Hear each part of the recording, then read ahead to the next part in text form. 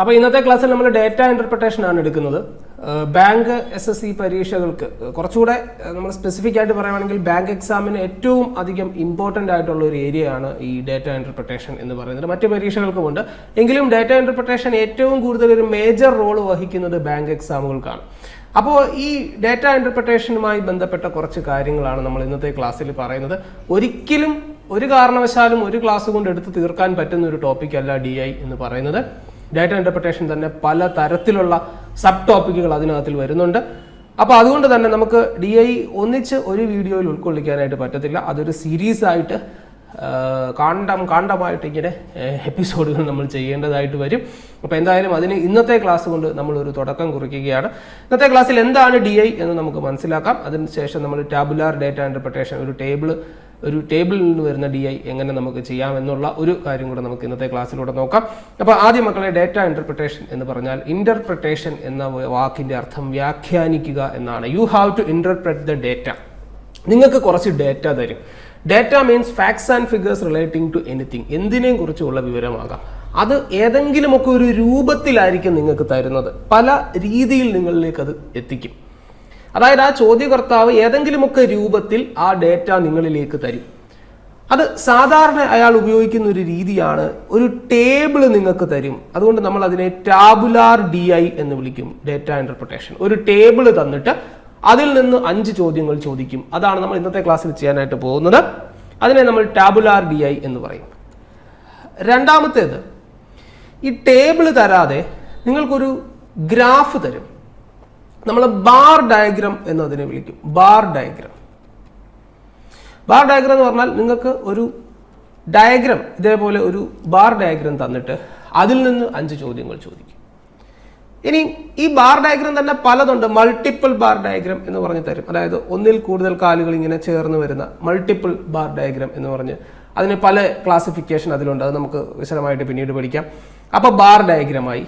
ഇനി ഈ ബാർ ഡയഗ്രത്തിൽ തന്നെ ഈ ബാറിന് പകരം ലൈൻ വരച്ച് ഇങ്ങനെ തരും. ബാർ കാണത്തില്ല, പകരം ഒരു ലൈൻ ആയിരിക്കും. അതിനെ നമ്മൾ ലൈൻ ഡയഗ്രാം എന്ന് വിളിക്കും. ലൈൻ ഡയഗ്രാം എന്ന് വിളിക്കും.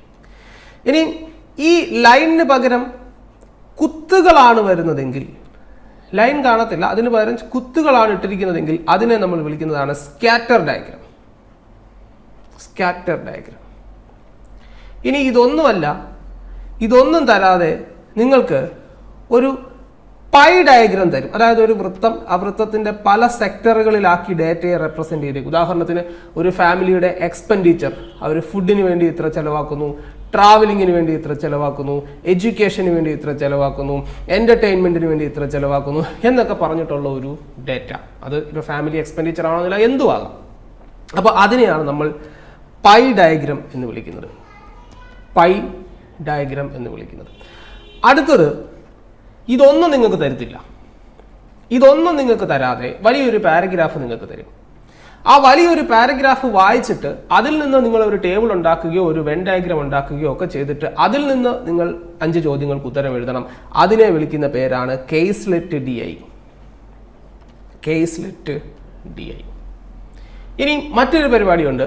ഒരു ടേബിളും ഒരു ബാറും കൂടെ തരും, അല്ലെങ്കിൽ ഒരു ടേബിളും ഒരു പൈ ഡയഗ്രവും കൂടെ തരും. എന്നിട്ട് 2 DI തരും, 2 ഡേറ്റ തരും. ഒരു ടേബിളിലും ഒരു ഡേറ്റ, പൈ ഡയഗ്രത്തിലും ഒരു ഡേറ്റ. ഇത് രണ്ടിൽ നിന്നും എന്നിട്ട് 5 ചോദ്യങ്ങൾ നമ്മളോട് ചോദിക്കും. അതിനെ നമ്മൾ മിക്സഡ് DI എന്ന് പറയും.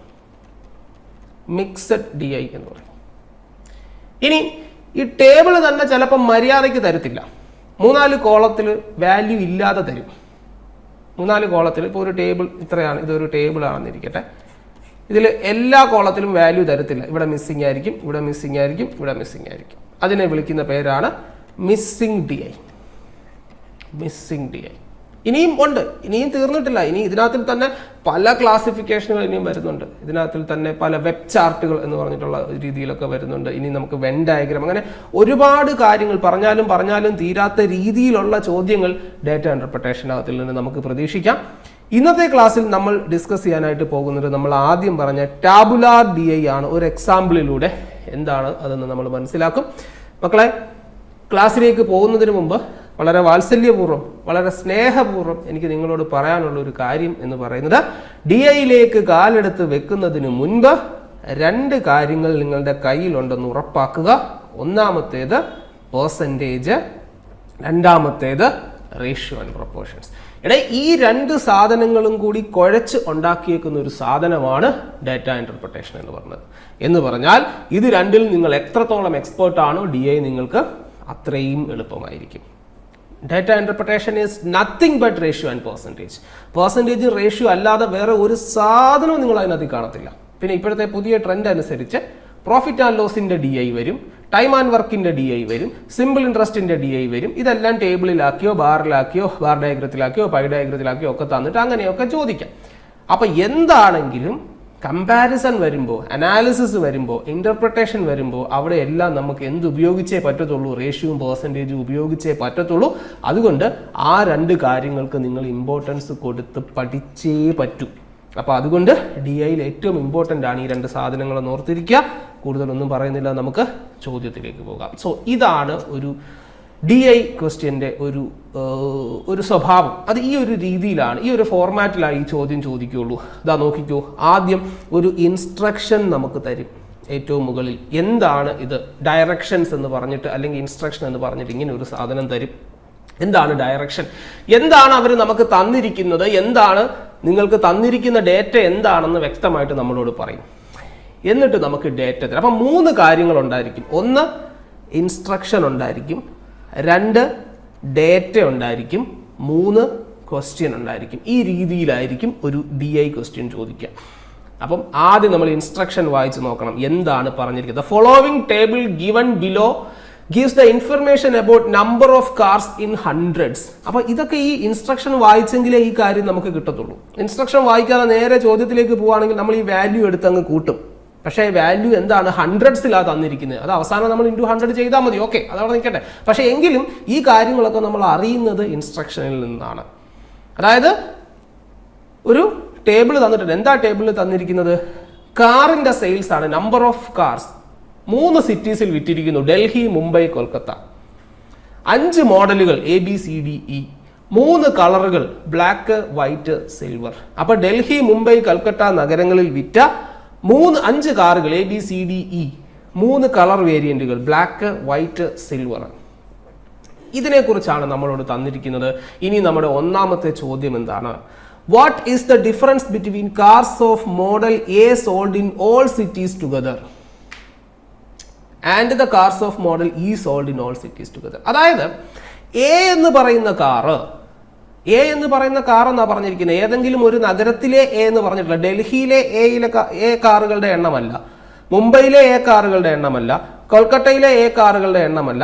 What is the difference between number of cars of model A sold in all cities together? അതായത് ഈ എല്ലാ വാല്യൂ നമ്മൾ എടുക്കണം. അപ്പം ഈ 3 സിറ്റീസിലെയും Aയുടെ എണ്ണമാണ്. അല്ല ഒന്നും അവർ സ്പെസിഫൈ ചെയ്ത് പറഞ്ഞിട്ടില്ല. ഡൽഹി എന്നോ ബോംബെ എന്നോ മുംബൈ എന്നോ കൽക്കട്ട എന്നോ ഒന്നും അവർ പറഞ്ഞിട്ടില്ല. അപ്പോൾ നമ്മൾ എന്ത് ചെയ്യണം? ഈ Aയുടെ മൊത്തത്തിലുള്ള സം എടുക്കണം. ഇതിൻ്റെ മൊത്തത്തിലുള്ള സം എടുക്കണം. ഓക്കെ, അതായത് ഇതെല്ലാം കൂടെ കൂട്ടുക. അപ്പോൾ കൂട്ടുമ്പോൾ നിങ്ങൾക്ക് വേണമെങ്കിൽ വലതുവശത്തുനിന്ന് കൂട്ടാം. 4 4 8 6 14 എന്ന് പറയുമ്പോൾ 14 കിട്ടിയാൽ അതിൻ്റെ അർത്ഥം 140 എന്നാണ്. പിന്നെ 5 4 9 149. ഓക്കെ, 149. പിന്നെ 3 ഇവിടെ കൂട്ടാനായിട്ട് ഒന്നുമില്ല, 0. പിന്നെ 2 3 2 5 എന്ന് പറയുമ്പോൾ 50. 53 8 എത്രയാണ്? 61. അപ്പോൾ അങ്ങനെ ആ രീതിയിൽ നിങ്ങൾക്ക് കൂട്ടിയെടുക്കാം. അത് നിങ്ങളുടെ ഇഷ്ടം എങ്ങനെയെങ്കിലും. പക്ഷേ എഴുതി കൂട്ടാനായിട്ട് പോകരുത്. വളരെ ഫാസ്റ്റ് ആയിട്ട് നിങ്ങൾ ആ റോയായിട്ട് തന്നെ നിങ്ങൾ ആഡ് ചെയ്ത് വെക്കുക. അപ്പോൾ ഇതെല്ലാം കൂടെ കൂട്ടുമ്പോൾ നമുക്ക് എത്ര കിട്ടും? 336 എന്ന് കിട്ടും. 336. അതായത് ഈ ഒരു റോയുടെ മൊത്തത്തിലുള്ള സം എത്ര കിട്ടും? 336. ഇനി അടുത്തത് എന്താണ്? ഈയുടെ സം എടുക്കണം അല്ലേ? അതേപോലെ തന്നെ ഈയുടെ എന്ന് പറഞ്ഞിരിക്കുന്നത് ഏതെങ്കിലും ഒരു സ്പെസിഫിക് മോഡലിനെ പറഞ്ഞിട്ടില്ല, ഈയുടെ കാര്യമാണ് പറഞ്ഞിരിക്കുന്നത്. അപ്പോൾ ഈയുടെ ഈ കാറ് വിറ്റത് എത്ര എന്ന് പറയുമ്പോൾ എല്ലാ നഗരത്തിലെയും എല്ലാ മോഡലുകൾ എല്ലാ കളർ വേരിയന്റും ചേർത്ത് കൂട്ടുക. ഈ കാറ് വിറ്റോന്നേ ചോദിച്ചിട്ടുള്ളൂ, ഇന്ന കളറെന്നോ ഇന്ന സിറ്റി എന്നോ പറഞ്ഞിട്ടില്ല. അപ്പോൾ എല്ലാം കൂടെ കൂട്ടുക. അപ്പോൾ ഇതെല്ലാം കൂടെ നമ്മൾ എടുത്ത് വെച്ച് കൂട്ടുക. അപ്പോൾ നമുക്ക് എത്ര കിട്ടും? 336. പിന്നെ നമുക്ക് ഇതെല്ലാം കൂടെ കൂട്ടുമ്പോൾ ഇതെല്ലാം കൂടെ കൂട്ടും 336. ഇതെല്ലാം കൂടെ നമുക്ക് കൂട്ടി നോക്കുക. അപ്പോൾ നമുക്ക് എത്ര കിട്ടും? 421. സോ ചോദ്യം എന്തുവാ? എ എല്ലാം കൂടെ കൂട്ടിയപ്പോൾ 336 കിട്ടി. പിന്നെയോ ഈ എല്ലാം കൂടെ കൂട്ടിയപ്പോൾ 421 കിട്ടി. സോ ഇത് തമ്മിലുള്ള ഡിഫറൻസ് ആണ് 421 മൈനസ് 336 എത്ര കിട്ടും? 85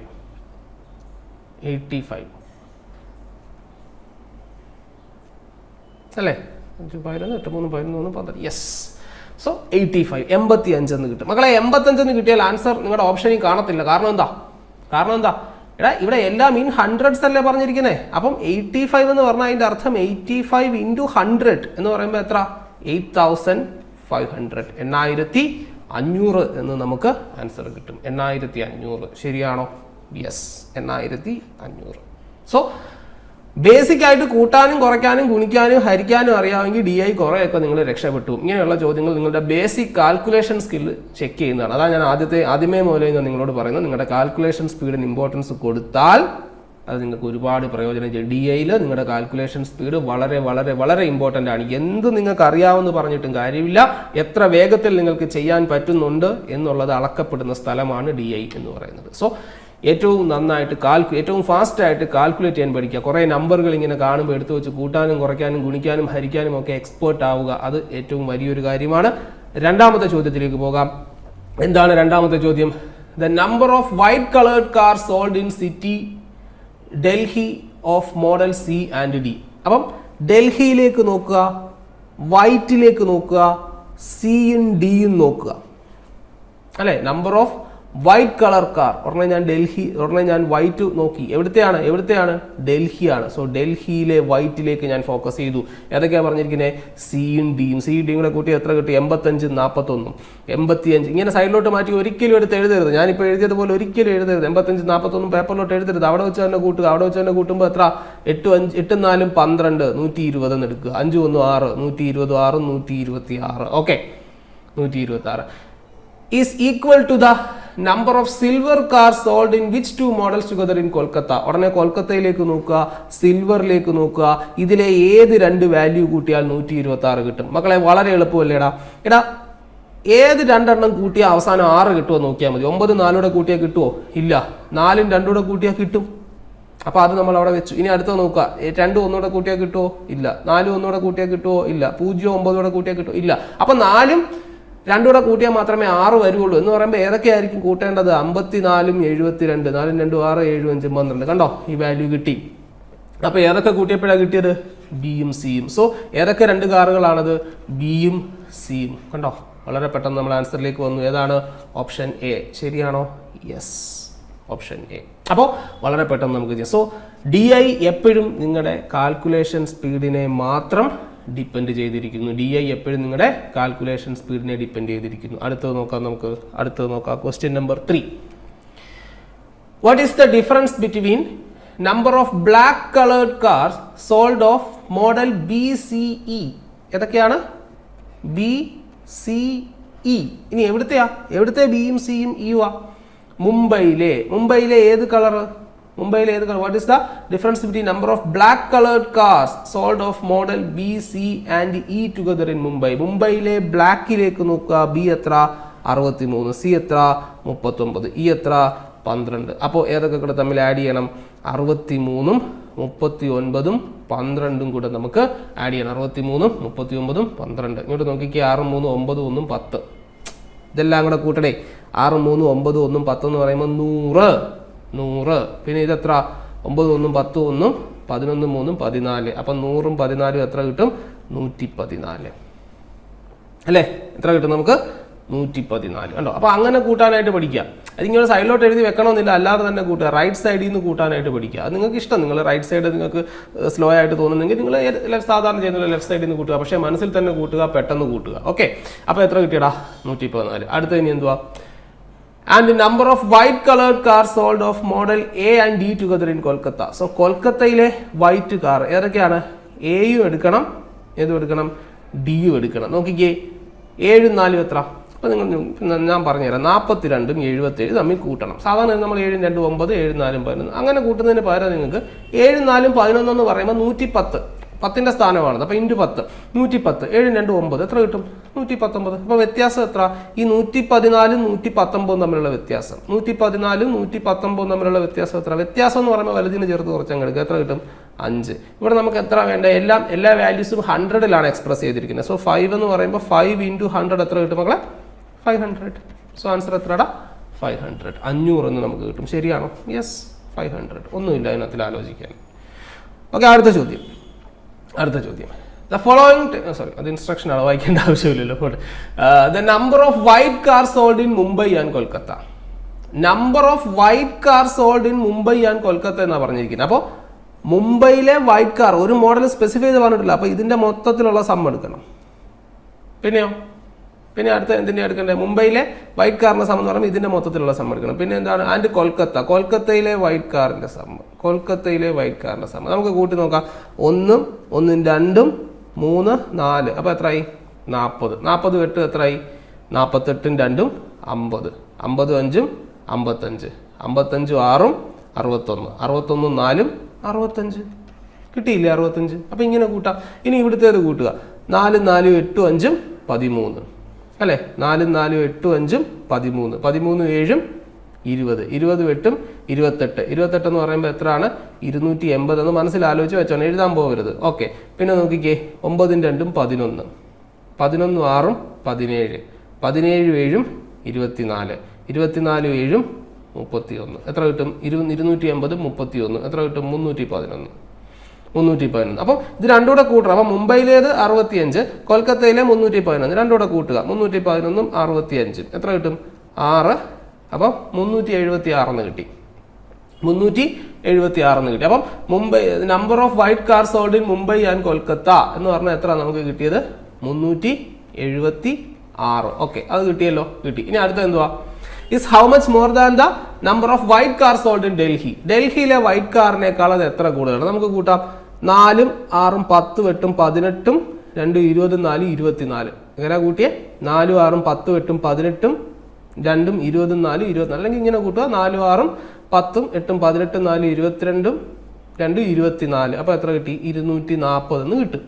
ഇനി ഇതെല്ലാം കൂടെ കൂട്ടുക 5 5 10 1 11 4 15 അല്ലേ 5 5 10 1 11 4 15 അപ്പോൾ എത്രയായി 255. സോ ഈ 376 255 തമ്മിലുള്ള വ്യത്യാസം എത്ര 1 to 1 അല്ലേ 121. മക്കളെ 121 എന്ന് പറഞ്ഞാൽ എത്ര 121 എന്ന് പറഞ്ഞാൽ ഇവിടെ എത്ര ആയിട്ടാണ് നമ്മൾ എടുക്കേണ്ടത് 121 × 100 അപ്പോൾ എത്ര കിട്ടും 12100. 121 അപ്പുറത്ത് 2 0 12100 ഓപ്ഷനിലുണ്ടോ ഉണ്ട്. സോ ഇത് നിങ്ങളുടെ ബേസിക് കാൽക്കുലേഷൻ മാത്രമാണ്. DI എന്ന് പറഞ്ഞു കഴിഞ്ഞാൽ it's all about your basic calculations. നിങ്ങളുടെ അടിസ്ഥാനപരമായിട്ടുള്ള നിങ്ങളുടെ കാൽക്കുലേഷൻ സ്കില്ലിനെ മാത്രം ഡിപ്പെൻഡ് ചെയ്താണ് DI ഇരിക്കുന്നത് എന്നുള്ള കാര്യം നിങ്ങൾ എപ്പോഴും ഓർക്കുക കേട്ടോ. അടുത്ത ചോദ്യം. സോ 12,100 എന്ന് നമുക്ക് കിട്ടി. അടുത്ത ചോദ്യം നോക്കാം. What is the ratio of silver coloured car sold of model B and C together in Delhi. അപ്പൊ റേഷ്യോ ആണ്. അപ്പൊ ആദ്യത്തേത് വേണ്ട എന്താണ് what is the ratio of silver coloured cars sold of model B and C together in Delhi to the white coloured cars sold of model D and E together in Kolkata. അപ്പൊ നമുക്ക് വേണ്ട ratio എന്താണെന്ന് ആദ്യം എഴുതുക. എന്താണ് what is the ratio of silver coloured car sold of model B and C together in Delhi. അപ്പം ഡൽഹിയിലെ silver colour ഏതൊക്കെയാ ബിയും സിയും. അപ്പം നമ്മൾ ഡൽഹിയിലെ സിൽവർ ബിയും സിയും 32 18 കൂട്ടാൻ എളുപ്പമാണ്. 32 10 42 8 50 ഓക്കെ 50 എന്ന് കിട്ടി. ഓക്കെ അപ്പം തന്നെ ആലോചിച്ചോണം 50ന്റെ ഫാക്ടർ ആയിട്ടുള്ള ഒരു ആൻസർ ആയിരിക്കും വരുന്നത്. 50ന്റെ ഫാക്ടർ എന്ന് പറയുമ്പോൾ 25. ഓക്കെ എനിക്ക് ആൻസർ ഇവിടെ വെച്ച് തന്നെ കിട്ടി. ഓക്കെ ഇനി നമുക്ക് നോക്കാം. നൺ ഓഫ് ദിസ് ഇല്ലെങ്കിൽ ഇവിടെ വെച്ച് എനിക്ക് ഉറപ്പിക്കാം. കാരണം 50നെ ഫാക്ടറൈസ് ചെയ്യുമ്പോൾ അല്ലെ 50ന്റെ ഫാക്ടർ എന്ന് പറയുമ്പോൾ 25 വരുന്ന അതേ ഉള്ളൂ. അപ്പോൾ അവിടെ ആൻസർ കിട്ടി. ഓക്കെ നമുക്ക് അടുത്തത് നോക്കാം. ഇനി എന്താ പറഞ്ഞിരിക്കുന്നത് Delhi to the B and C together in Delhi to the white colored cars sold of model D and E together in Kolkata. കൊൽക്കത്തയിലെ വൈറ്റ് ഏതൊക്കെയാണ് മക്കളെ ഡിയും ഇയും 77 87 ഇവിടെ 8 7 15 അപ്പോൾ 150 8 7 15 150 7 7 14 150 14 എത്ര 164. സോ 50:164. 50ന്റെ പകുതി എത്ര മക്കളെ? 25. 164ന്റെ പകുതി എത്ര? 82. സോ 25:82. കണ്ടോ, വളരെ പെട്ടെന്ന് നമുക്ക് ആൻസർ കിട്ടി. നമ്മൾ ആൻസറിലേക്ക് എത്തി. സോ ഇത് ഞാൻ ഈ ഒരു ക്വസ്റ്റ്യനിലൂടെ കാണിച്ചു തന്നത് ഇത് എത്രത്തോളം നിങ്ങളുടെ കാൽക്കുലേഷൻ സ്കില്ല് ഇതിൽ ഇൻവോൾവ് ആവുന്നു എന്നുള്ളതാണ്. DI എന്ന് പറഞ്ഞാൽ മക്കളെ, ഡേറ്റ ഇൻ്റർപ്രിട്ടേഷൻ എന്ന് പറഞ്ഞാൽ നിങ്ങളുടെ കാൽക്കുലേഷൻ സ്പീഡ് തന്നെയാണ്. അതുകൊണ്ടാണ് ഞാൻ തുടക്കം മുതലേ എൻ്റെ ആദ്യത്തെ വീഡിയോ മുതൽ നിങ്ങൾ എടുത്തു നോക്ക്. ഏതെങ്കിലും ഒരു ക്ലാസ്സിൽ ഞാൻ പറയാതിരുന്നിട്ടുണ്ടോ പ്രാക്ടീസ് എന്ന്? ഓക്കെ, നിങ്ങൾ ഒരു ബാങ്ക് പരീക്ഷയ്ക്ക് പോകുന്ന സമയത്തായിരിക്കും നിങ്ങൾ ഇതിൻ്റെ ഒരു ഗുണം നിങ്ങൾ, അല്ലെങ്കിൽ ഇത് ചെയ്യാത്തതിൻ്റെ ഒരു ദോഷം നിങ്ങൾ മനസ്സിലാക്കുന്നത്. ഇത് എല്ലാം കൂടെ ഈ തന്നിരിക്കുന്ന വാല്യൂസ്, ഇത് ഒന്നുമില്ല. DI എന്ന് പറയുമ്പോൾ ഒന്നുമില്ല. അതിനകത്ത് കുറേ നമ്പേഴ്സ് ആണല്ലോ. It's just A game of numbers. കൂട്ടുക, കുറയ്ക്കുക, ഗുണിക്കുക, ഹരിക്കുക, പെർസെൻറ്റേജ് ചേഞ്ച് കാണുക, അത്രേ ഉള്ളൂ. എത്ര ശതമാനം കൂടി, എത്ര ശതമാനം കുറഞ്ഞു, ഇത് അതിൻ്റെ എത്രയാണ്, ഇത് മറ്റേത് ഇതിൻ്റെ എത്രയാണ്, ഇങ്ങനെയൊക്കെയുള്ള ചോദ്യങ്ങളാണ്. അപ്പോൾ അവിടെ നമുക്ക് എത്രത്തോളം ഫാസ്റ്റായിട്ട് ചെയ്യാൻ പറ്റുമെന്നുള്ളതാണ്. നമുക്ക് ഈ ഒരു ക്വസ്റ്റ്യന് 4 മിനിറ്റ് വെച്ച് എടുക്കാനില്ല.